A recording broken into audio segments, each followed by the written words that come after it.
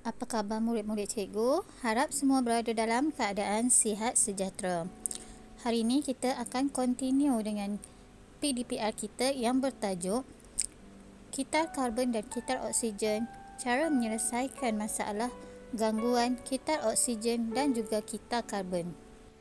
Bagaimana gangguan pada kitar karbon dan juga kitar oksigen berlaku di dalam bumi? Dan bagaimana cara kita nak menyelesaikan masalah ni? Inilah yang kita akan belajar di dalam bab ni.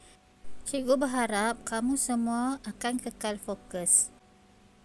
Kitar karbon dan juga kitar oksigen adalah penting dalam mengekalkan komposisi gas oksigen dan karbon dioksida dalam persekitaran kita. Okey, kenapa pentingnya komposisi gas karbon dioksida dan oksigen yang seimbang ni? Okey, komposisi gas karbon dioksida dan oksigen yang seimbang akan memberikan manfaat seperti berikut.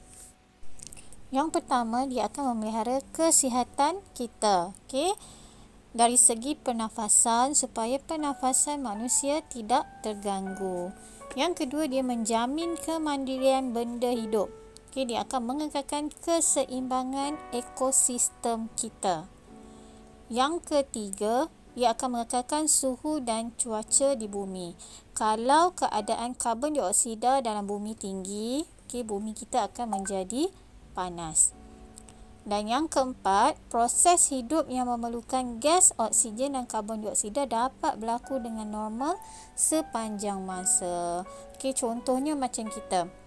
Kita bernafas menggunakan oksigen dan tumbuhan akan menggunakan karbon dioksida untuk proses fotosintesis. Cuba bayangkan kalau tumbuhan tak ada, dia tak hasilkan oksigen. Jadi kita takkan dapat oksigen untuk bernafas. So kita tak boleh nak bernafas dengan selesa dan normal. Tapi sekarang ni kita tengok banyak sangat aktiviti yang dilakukan oleh manusia yang menyumbang kepada gangguan kitar oksigen ni. Antaranya seperti pembalakan dan pembakaran hutan tanpa kawalan, perindustrian yang berlebihan, maksudnya banyak sangat kilang-kilang yang tumbuh kan. So kilang-kilang ni membebaskan banyak asap yang menyebabkan gas karbon dioksida akan meningkat dalam udara. Yang ketiga adalah kemusnahan ekosistem akibat daripada aktiviti pembangunan manusia. Aktiviti pembangunan ni contoh macam ni. Katalah kita nak bina sesuatu taman perumahan. So, kita akan tebang, clearkan hutan ataupun kawasan yang ada. Tak kisahlah ada yang guna kawasan sawah padi, ada yang guna kawasan sawit. Tapi, bila kita clearkan kawasan tu, kita akan menyebabkan kemusnahan ekosistem di kawasan tersebut. So, aktiviti-aktiviti ni dia akan mengganggu kitar oksigen yang terdapat di bumi ini. Apa akan jadi bila gas karbon dioksida berlebihan dalam atmosfera kita? Berlebihan gas karbon dioksida dalam atmosfera boleh mendatangkan kesan yang memudaratkan seperti yang pertama, pemanasan global. Pemanasan global ni berlaku akibat kesan rumah hijau yang berpunca daripada pembebasan karbon dioksida yang berlebihan. Bumi akan jadi panas. So bila bumi jadi panas, aras air laut akan naik. Kenaikan aras laut kesan daripada pencairan air akibat peningkatan suhu bumi. Bila suhu bumi meningkat, aras air akan naik. Sebab air sudah cair. Dan yang seterusnya, kesan peningkatan karbon dioksida adalah seperti kebuluran. Yang disebabkan hasil tanaman yang tidak mencukupi kerana perubahan cuaca. Bila perubahan cuaca berlaku, tanaman tak boleh menjadi, dia tak boleh jadi. So, bila tanaman tak boleh jadi, kita tak ada bekalan makanan yang cukup. Apa langkah yang boleh kita lakukan untuk mengelakkan gangguan kitar karbon dan kitar oksigen ni?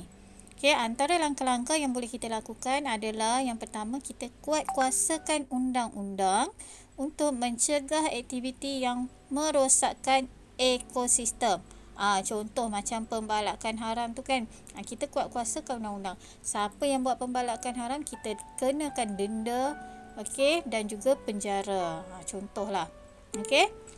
Yang kedua, kita akan mewartakan kawasan hutan simpan supaya tidak berlaku pencerobohan lah dekat hutan ni. Macam kawasan kita ada Bukit Larut contohnya, okey, itu adalah kawasan hutan simpan. Okey, yang ketiga, kita kena tanam semula pokok-pokok yang kita telah tebang. Okey, supaya kitar oksigen dan karbon ni takkan terganggu. Kalau kita asyik tebang pokok, okey, lama-lama, okey, kita kekurangan oksigen sebab pokok lah yang membekalkan oksigen pada kita. Okey, yang keempat, okey, adalah menggalakkan penggunaan tenaga hijau seperti tenaga suria dan tenaga angin.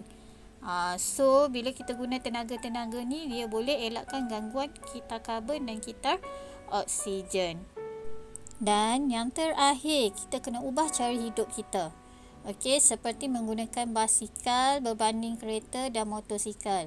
Sekarang ni motor dan juga kereta banyak kan atas jalan raya. So, cara untuk kita kurangkan gangguan kepada kitar karbon ni dan juga kitar oksigen adalah kita guna saja basikal. Okey. Dan kita kena praktikkan amalan kongsi kereta dan menggalakkan penggunaan pengangkutan awam. Dengan cara ni kurang kadar karbon dioksida dibebaskan ke udara. So, gangguan kitar karbon dan kitar oksigen akan dapat dikurangkan. Sekian, terima kasih. Selamat belajar.